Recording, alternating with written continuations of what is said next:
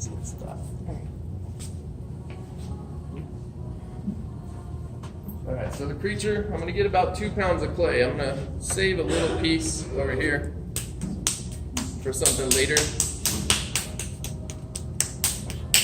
So the creature is essentially just, last time you made a pinch pot into a bowl, this time you're gonna make a pinch pot, you're gonna make 2 pinch pots.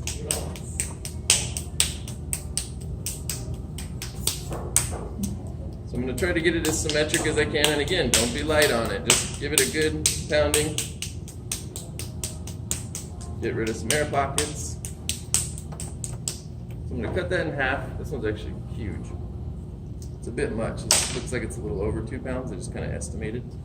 I'm going to cut it in half. And the more precisely you get this in half, the better. The reason why is because you're going to, at the end, when you get them both made, you want them to match. So if you get one that's way smaller than the other when you try to cut it in half, it's a little harder to get them to match.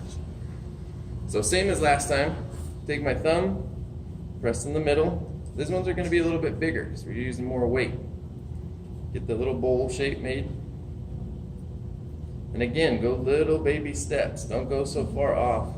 Just baby steps, not even like a quarter of your thumb thickness. Does that make sense? So baby steps. Then I'm going to clean up the outside just a little bit, just flatten it out.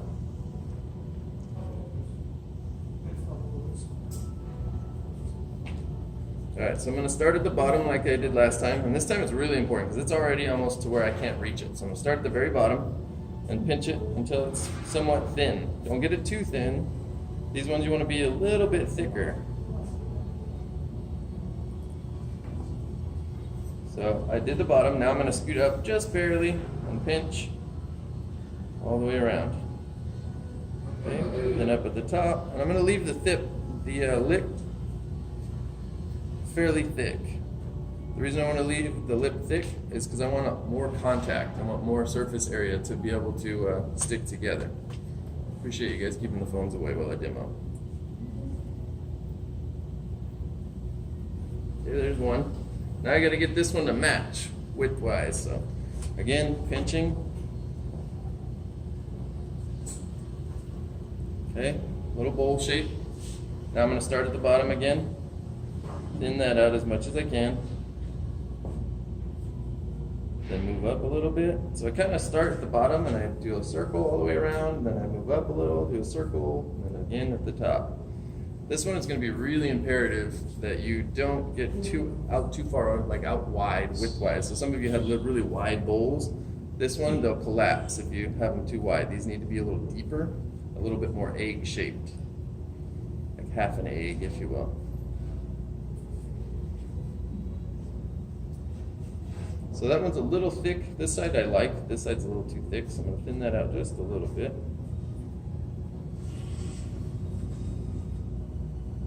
And again, I don't go here and jump over here. I go baby steps. So that way I'm thinning every little,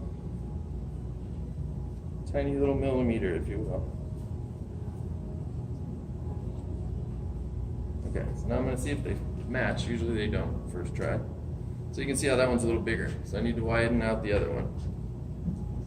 So this one was my smaller one, so I'm going to make it a little wider, just by pinching more.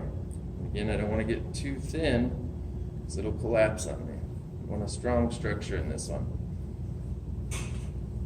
Because the further we get along, the more you'll realize how imperative or important it is to kind of wait for drying stages. There we go. A little closer. Okay, pretty close now. Doesn't need to be perfect. So now I'm going to score these edges and stick them together. So it's a little dry. So you'll see this looks like cake batter. Doesn't really move a whole lot. It means it's too dry. So I'm going to add some water to it.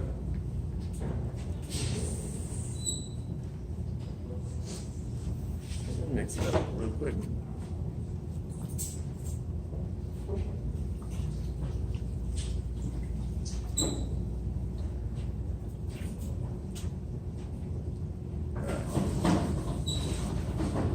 So now I'm going to take the needle tool. You guys will take the needle tool and score all along here. I'm going to use a serrated rib today. The reason you don't have a serrated rib in your toolkits is just because I don't have enough of them. Okay, score the edge. So if you want anything to stick together, what do you have to do? Score and slip, absolutely. Anytime you want something stuck together. You'll see also on this one, part of it was like folded over and it wasn't flat. I use this, or you use your needle tool to flatten it out before you stick them together. So now I'm going to slip this. This one will be much more important to score and slip, because if you start changing the shape and you don't score and slip it and you don't blend very well, it will come apart. It will rip right at the seams. So now I'm going to try to get this matched up as well as I can, just by pushing some of it in and some of it out. Okay, I'm going to press it just to push that seam together. I take my thumbs and I just kind of press them together, just lightly. And you'll have a mess on your hands if you use too much slip, like in some of these spots, so be careful. So you could use your modeling tool if you want to kind of blend over these edges, but you really want to make sure that you're taking some clay over that seal, or over that seam.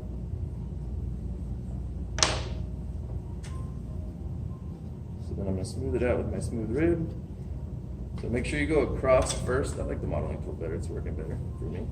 It's going to make a mess and make it seem like more work for you, but you really want to make sure you're taking chunks of clay across that seam. Again, otherwise it'll rip on you. If you're moving it around and it rips constantly on you, that means you didn't seal it very well. So just using the popsicle stick side of the modeling tool. It's actually working really well. I like this for this purpose.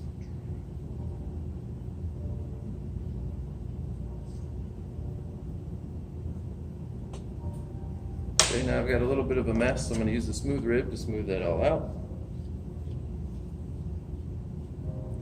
And you'll see the little ball shape, my 2 pinch pots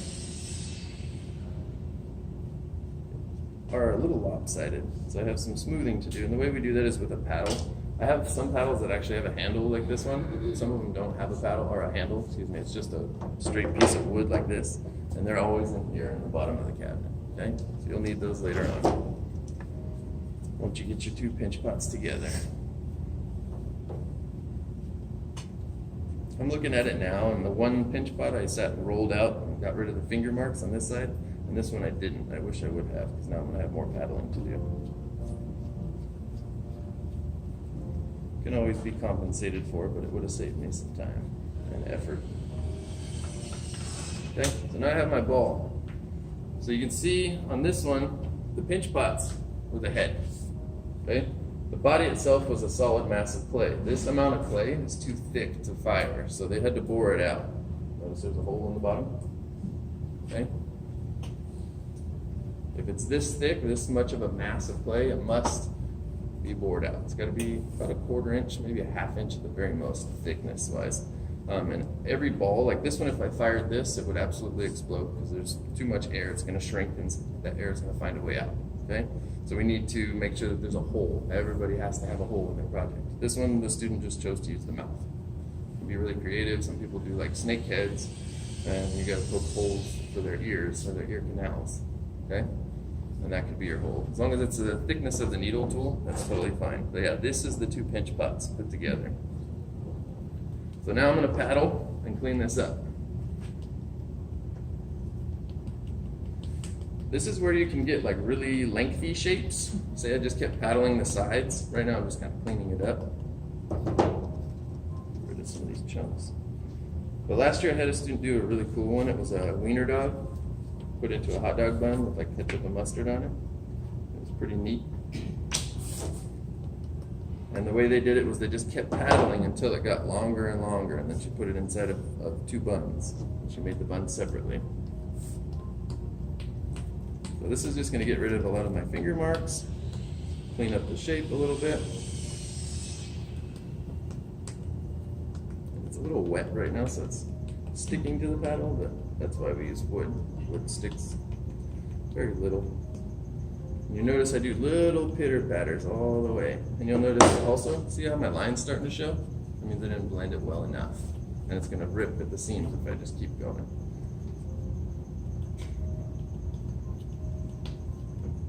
And it might not seem like I'm doing a whole lot with the paddle, but you'll see once I get there. I'm gonna make a pumpkin, just because I give these away to the ladies in the office for fall. And nobody can make a pumpkin, okay? No jack-o'-lanterns, nothing that is a pumpkin. But it's gotta be an original idea. Do you think you get creativity points if you just copy what I make? No.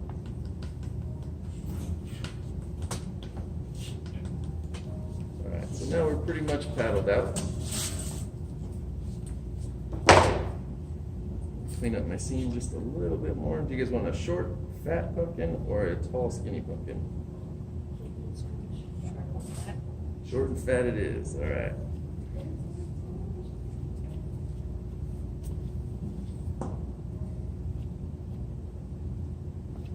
All right, so you'll notice after paddling it, it gets to be a little rugged on your seams. So just kind of keep an eye on your seams, otherwise you'll see it later on.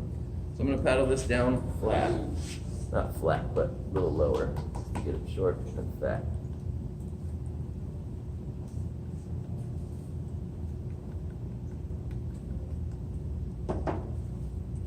Press.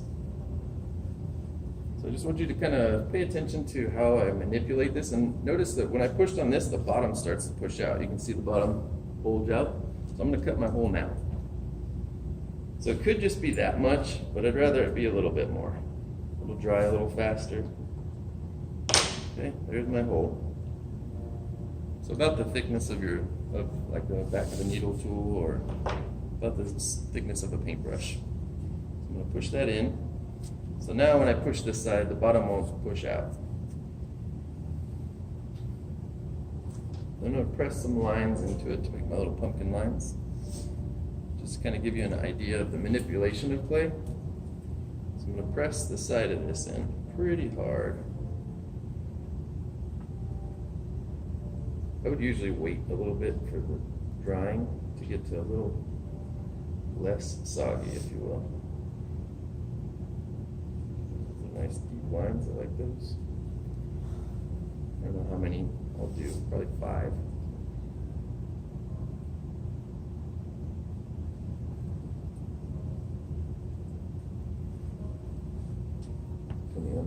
How even it looks once I get to the other side. Sometimes I plan on a certain number and then I get there and I don't like it, so I'll switch it up. 5 looks like it's going to be the right number. And you'll notice I saved a little bit of clay. I'm going to use that for my stem.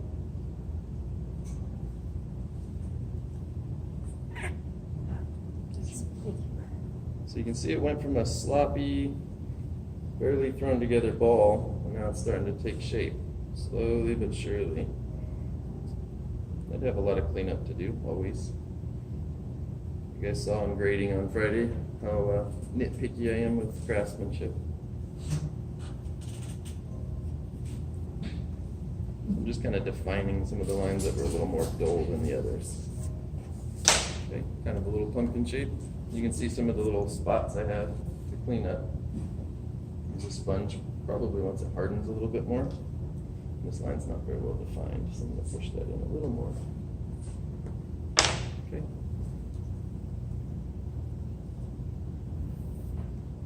And now I'll make the stem.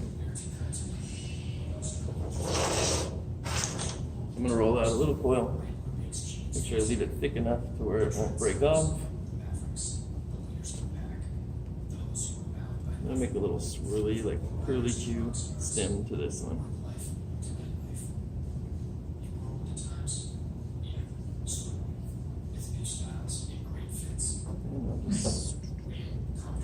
Find something to wrap it around my needle tool.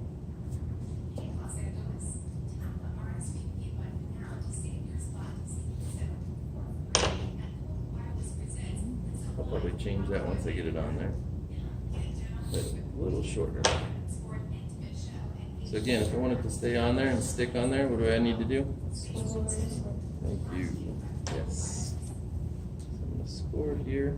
And I can't get that tool inside here, so just use the needle tool. really want this to stay on, because these are usually the component that breaks off. I'm really going to score it well. Okay. Stick that in there. I'm actually going to add a little texture to it.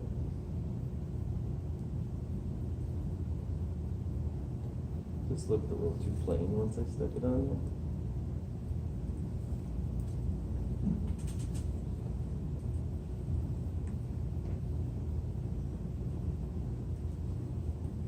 Actually had one of the ladies in the office today ask me, when are you going to do pumpkins? Oddly enough today.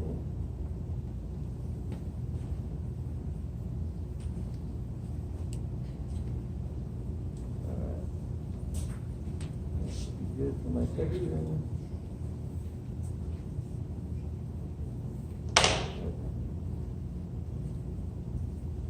Let's get that in there and kind of give a little pressure to it.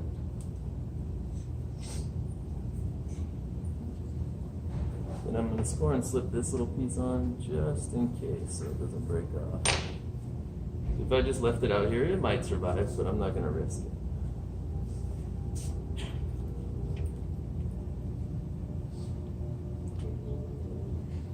I'm going to make a leaf. I can't make a leaf. Let's do a leaf. I'll use this little piece. Thanks for the assistance.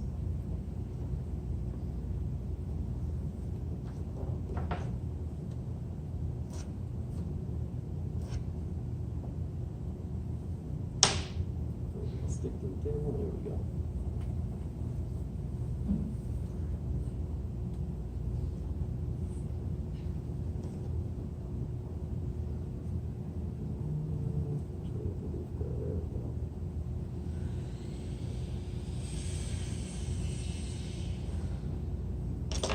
And the leaf, good idea. Just go and slip that on there. There's already slip in there, so I'm just going to set this in there. So I made kind of a mess inside.